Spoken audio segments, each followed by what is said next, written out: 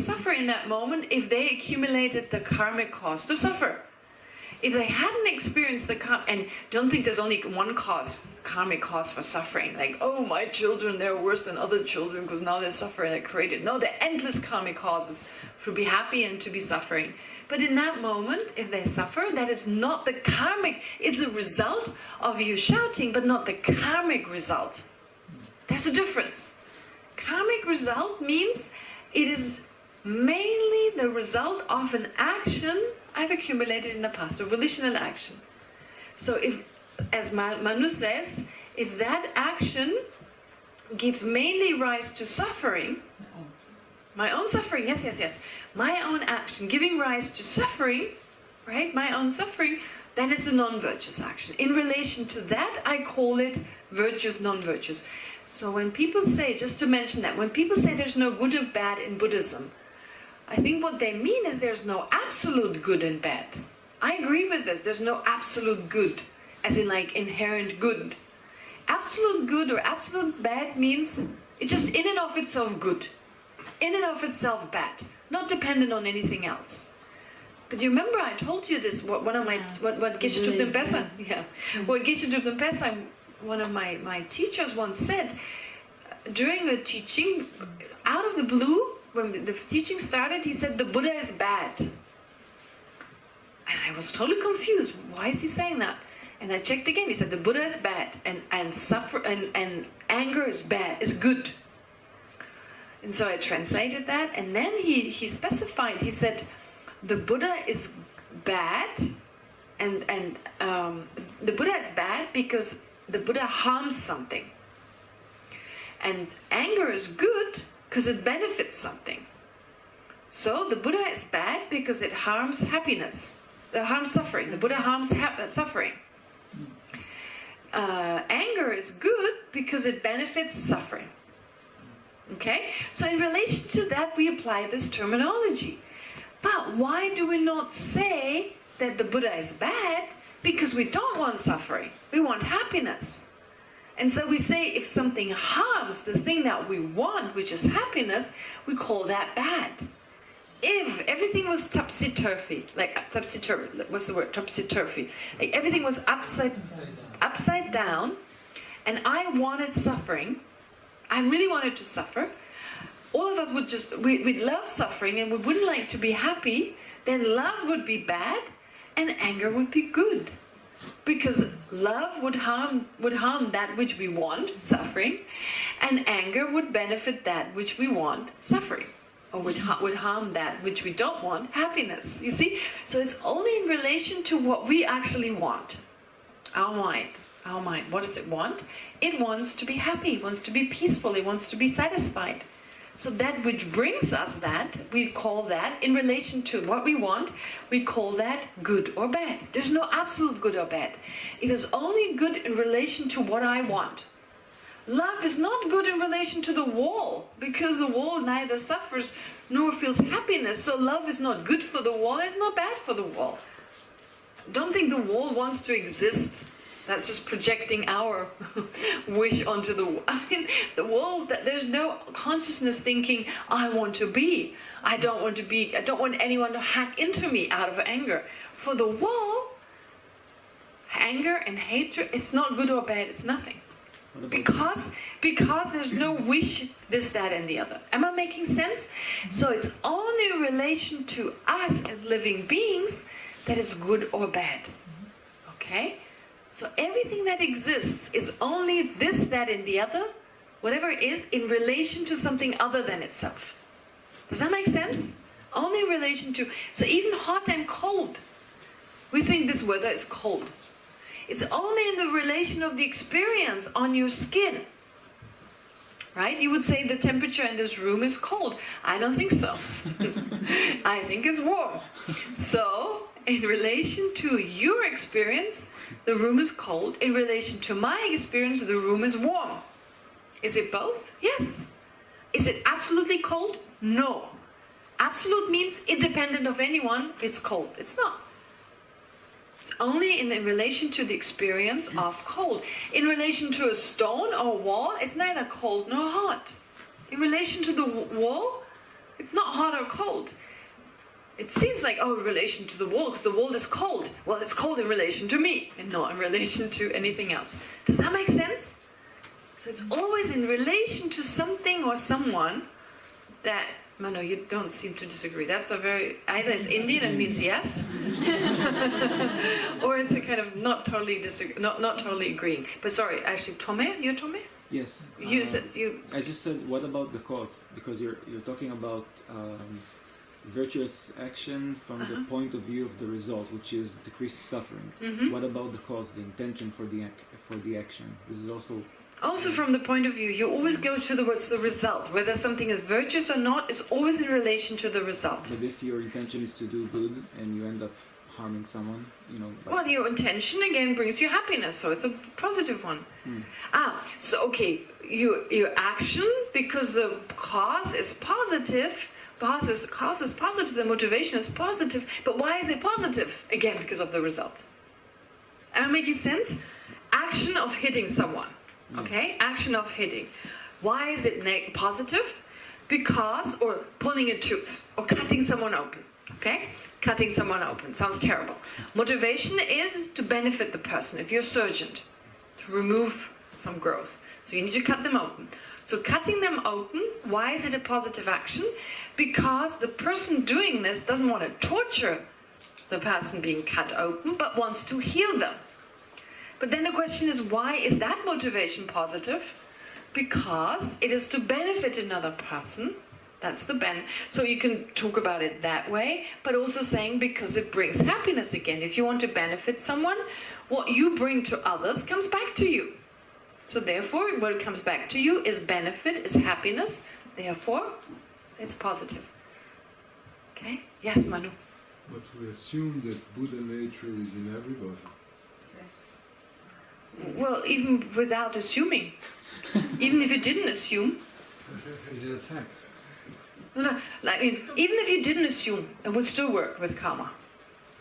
What I said is not only true because we accept there's Buddha nature. Even, let's say, hypothetically, not everyone had Buddha nature, or no one had Buddha nature. But karma could still exist. No, but maybe somebody wants to suffer. Who wants to suffer? Just because Buddha nature exists doesn't... I don't think the argument, because there's Buddha nature, there's no one who wants to suffer. So help me to put it more precise, because the way you said it, it sounds a bit too relativistic. Well, it is totally relativist. It is relative. Everything is relative. But then when you put in Buddha nature, or maybe it's more precise with another concept, to me now comes Buddha nature, then it makes with a direction toward the good. No. It's just a dependence on what we want. Being positive, virtuous or non-virtuous. Buddha nature just means our misapprehension of reality is not in the nature of the mind. It's not in the nature of the mind. Our mind is actually not totally affected by our misapprehension, which means we can remove it. And when you remove it and all the stains that are a result of that, well, you won't help it. You can't help it. Even if you kick and scream, you will be Buddha. Even if you don't want to, you will be Buddha. So Buddha nature just means the underlying nature of our mind is pure. It's not even a value judgment. It's just saying the misapprehensions are not in the nature of our mind. And we want happiness. Okay, if you really come across someone who deeply wants to suffer, okay, then for that person, a Buddha would be bad. It's tricky if I can go Yes. another step in my argument, because when we say happiness and suffering, the happiness we're talking about is the Buddhist concept of awakening at the end.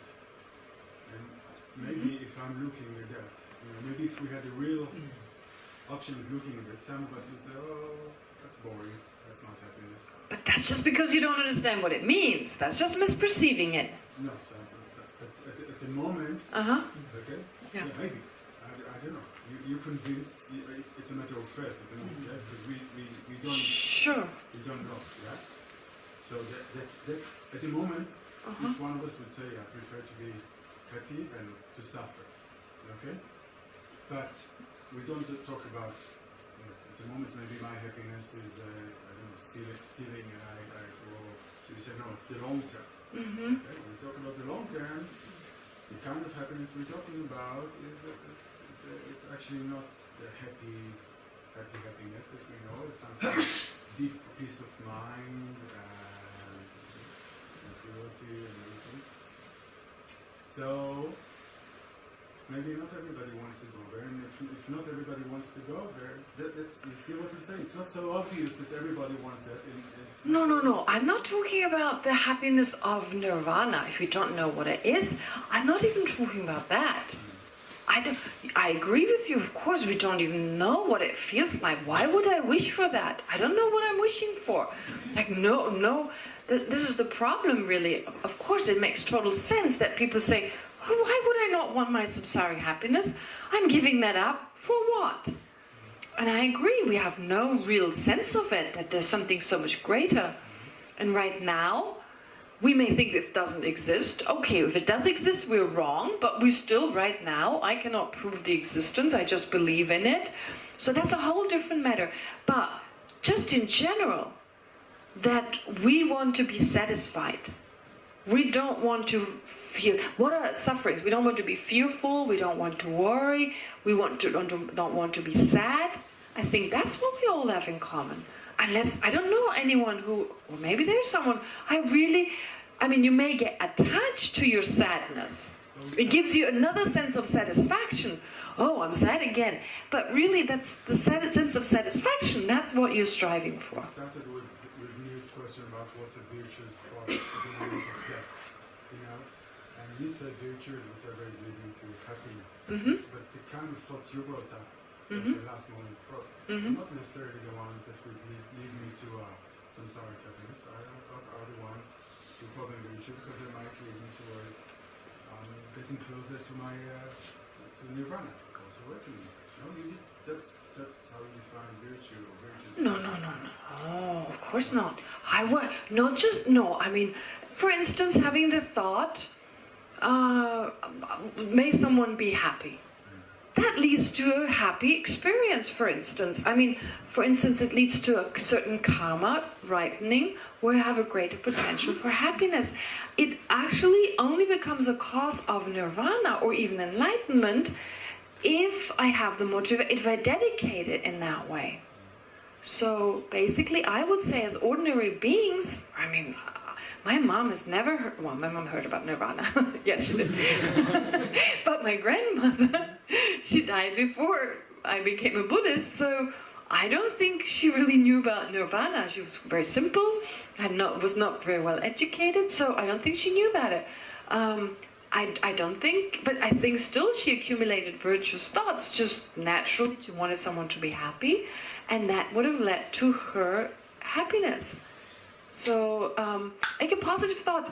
I'm thinking of it, and I may be wrong about it, but if you want another person to be happy, and out of that, you benefit someone. Okay? You give money because someone needs it, you want to make them happy. Out of the wish to benefit someone, that wish for them to be happy, that wish comes back to you in the experience of happiness because of our connection, how we are connected. So you want someone to have a moment, like they say, for instance, when you're really cold and a warm wind, kind of this physical experience of, right? Like when you're really cold, this moment of warmth. Or when you're really hot and this moment of a cool wind, which we would describe as pleasure, of this stoppage of something that we find really difficult to bear. So that experience of, that is, I would say, and what brings that forth is different for everyone. This is just an example, but it's a pleasant experience. Let's say it's a pleasant experience. And that comes from bringing pleasure to others, having the intention to do so. Sometimes that means to cut someone open, but sometimes it just means smiling at someone, being friendly. So those experiences, those causes, they're virtues, because the experience we want to give to another person in that moment, we experience back. And then there are, of course, certain degrees. They have different degrees. So if you ask what are the different degrees, well, in answer to that, I would say, so Geshe Kelsang, for instance, he puts it really nicely. He talks about there are different degrees of experiencing the result of generosity. Okay? Depending on how you give. Now you can do the same, just apply the same logic to virtuous thought at the time of death. When you give, and all you want to do is help the other person, help them in the short term, and you give them something with respect, or you give them like, ugh, God, you can't have to give here, you got it. Difference, right, in the terms of how you give. Or you give with a thought in mind, long-term happiness. I'm giving this money so they receive an education, and I'm giving it, so my name is on the, outside of the school, or like, they've been on my case for so long, just giving it. Versus long-term, you sincerely want them to be happy, you don't care about yourself, you give unconditionally. The result in the sutras, so this is what it says in the sutras, he always reads the sutras, so he says then, the result will be such that of this giving, if you give respectfully and unconditionally, you don't have to make an effort to get certain things.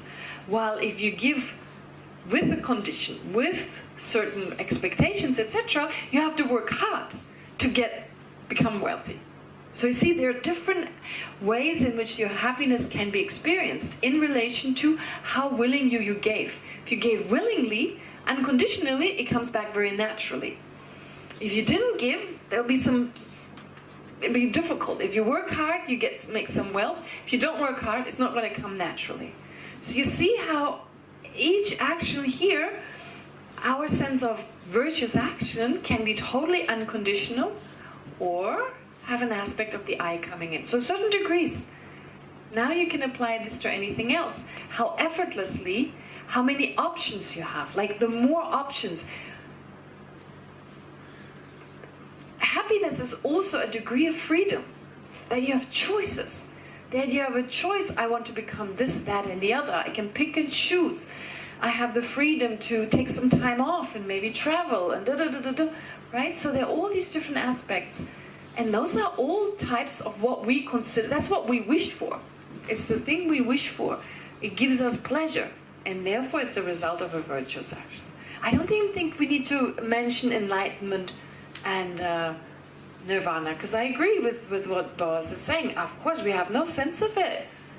So I don't think it's like natural for me to think, oh, it's an action that takes me to enlightenment. Yeah. When it comes to the moment of death, it's a very good one of the important issues is how much you cling to life. Yes. And the question of what we call renunciation or determination to get free, how much is in your mind in that moment. Yes. So, that's the concept. Well, it would be best, of course, if you have less clinging, etc. But if you can't, and I think at the time, I mean, that's the work we have to do while we're alive. The more we work towards nirvana, we think about enlightenment, the more naturally it comes. For instance, the other day I taught about the 9 stages of calm abiding. And so in the scriptures, there's the explanation why the image of a Buddha is so much better than the breathing. Though we like the breathing, simple, right? But the Buddha image is said to be really beneficial because you're not just thinking of, what? What did you say? Buddha or what? The Buddha image or the breathing Okay. for the practice of shamatha. So the Buddha image, it's not just an image, it's really like thinking of the Buddha, this is the Buddha, what the Buddha stands for. So you visualize, you think of exactly what the Buddha stands for, and you are inspired, etc. This is said to be really helpful because when you do this over and over again, always be reminded of the Buddha's quality. Always be reminded, at the time of death, this is what appears. So that's said to be virtuous. That's said to be helpful because just before you die, wow, this may appear to you because of the force of habit. therefore, throughout our life, of course, if we can think along, but we can't force it. We can't force it. Don't force yourself ever. If you force it, it's exactly like, I know it's right, but I can't do it. Like, no, it needs to feel it needs to feel natural, and you do what you can. But I think even if you don't get into like the highest and bodhicitta and all that, to live a virtuous life to the best of our ability, so when circumstances arise, to watch the mind, how much is my selfishness coming in? I think in that moment is really that, it's the self-grasping. That is most important. Right? So how much am I selfish? How strong is the degree of selfishness? How much am I thinking of others? I think that's really in the moment most practical. Right? I don't know, I could be totally wrong about it. And you brought it up. You asked me about how to bring it into my daily life. Very important question, what we did so far. So that's something I wanted to mention after the meditation, but I was a little late before, so I couldn't mention it. So in this context, I want to bring this in. Even if you're not interested in enlightenment and nirvana, still do this meditation. Why? Because it's practical. It's practical, of course, in terms of nirvana anyway, but if that's not your main aim, it is still for your daily life, when you're with other people. In what sense?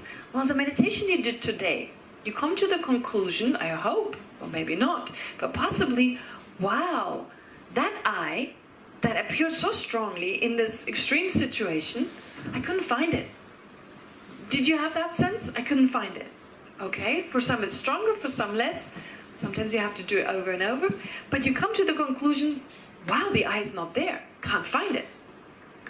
Then, what you could do is, okay, I'll remember that. I won't forget. It's not there. It's not there. This is big. I couldn't find it. Now, you find yourself in a stressful situation. You're at work. You did everything you could. Your boss shouts at you. Someone else shouts at you. Someone is jealous of you. You know, it's difficult. And you feel, why? And there's this sense of, you can't even act properly, right? You can't say the right thing. You're like, overwhelmed in that moment. Then remember, but that I didn't find that last time. I couldn't find it. I couldn't find that I. Oh, so that particular I, as it appears right now, and you can let go. The whole tension, right, in that moment. It just needs a split second. Oh, but that I couldn't find, that particular one. Doesn't mean you don't exist, but that one in that moment, that uptightness, it's almost like your throat feels uptight, your body, you're giving rise to an ulcer or what have you. You know, everything, because of that mind thinking I, it physically can be felt. And you go, wait a minute, I didn't find that I. So what are you imagining? And it's like you can let go in that moment. Okay? So that's how it's already practical. And then, of course, you get unhappy. And you get unhappy, right? The situation comes back and you go, but where's that I? Right? Where's that I? Oh, interesting. There it is again. And so you're less unhappy. You're just less unhappy. The whole balagan, the whole thing. They accused me. They did this. They're jealous of me. Me, why me? No, it's already dampened a little bit. And one day in the office can be less stressful. And so the more you do it, you take out maybe 1% of the stress, 2% of the stress. Okay? And whatever stress does to us, stress is not, there's no external stress. Stress is a mental reaction to a certain situation. It can be a meditation. You can be stressed out in a meditation because stuff happens you don't want. That's stress. Okay?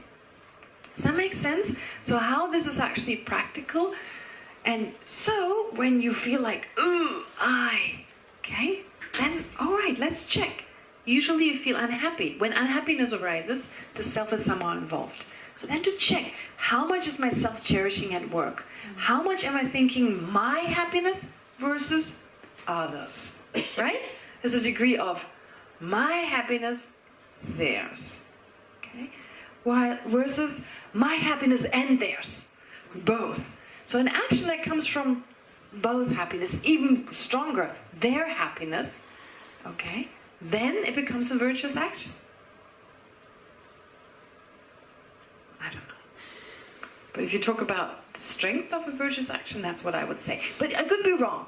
I could be wrong. And I don't know whether actually whether Boaz and I are saying the same thing. I guess we are, except we leave out the liberation, right? That part.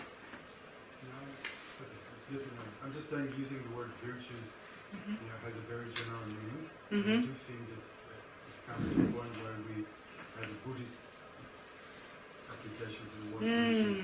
Okay. You just take it for granted that when you say just virtues, it's if anyone would think this is better than this, and it's not necessarily so. But it does come to specific. I mean, to a certain point, yeah, everyone wants better life, wants to suffer less. From a certain point, we do have things that we share a belief that it's better for us to turn our back to samsara. And it's, unless if you just you say it's virtuous, renunciation is virtuous. It's not virtuous to anyone. You have to have the common faith for it to become virtuous. But if it's not virtuous to you, it doesn't make it not virtuous. No, it's not. It's just the way we use the words. I'm not saying it's not virtuous. I would. Okay, so what you saying that you're saying that virtues is only virtues from a Buddhist point of view. Not always, but at some point, or at some cases. In some cases, you would say that to leave your home and go and become a Buddha. That's a virtuous action. But leaving aside that, okay, Boaz, let's just leave this aside. Let's assume there's no nirvana, there's no Buddhahood. Hypothetically. Is there still virtuous actions? Now, there's no nirvana, so going out to meditate is not a good idea. Why would you go to meditate to become an arhat? There is no arhatship. So, leaving that aside, that was the point I was trying to make. Let's assume there's no nirvana, there's no enlightenment. Is there still virtue? Yes. Because I think that's relevant for us. I want to make that point because for those who are not interested in, why am I expressing this? It's like for those who take Buddhism without enlightenment, without nirvana. Fair enough. Just take it to live a happier life. This is why I feel passionate about it, because I feel like still to understand this is an action to employ, this is an action to adopt, and this is one to discard. If you just want to have happiness, then I still think there is that. And I agree, like leaving out the rest of it. Wanting to become a Buddha for the benefit of all sentient beings, for some people that seems like you said, isn't that saying I'm not satisfied with who I am? I want something greater? Well, you feel that way, leave it at the moment. Okay, then it can just become a strain. But I still very strongly believe that you can say, without leaving aside any Buddhist ideas, you can talk about virtues and non-virtues. Within that discussion. You can limit the discussion. Yeah, you can limit it. Oh yeah, as in leaving outside enlightenment and so forth. So even then, why am I saying this? For yourself, one thing, but also for others. You have to encourage them to have virtuous thoughts. But don't ask them to become Buddhas or Bodhisattvas. I mean, it's going to freak them out at the time of death. There's many opportunities Sorry. just to do virtue with no connection to nirvana. Right, yes. And this I want to encourage, this kind of action, and also to encourage others through other methods. God says it's a good idea, kind of method. Irit, you raised your hand. Oh, yes. Oh, sorry, I forgot you. Do you think that you touched one that you mentioned, the practical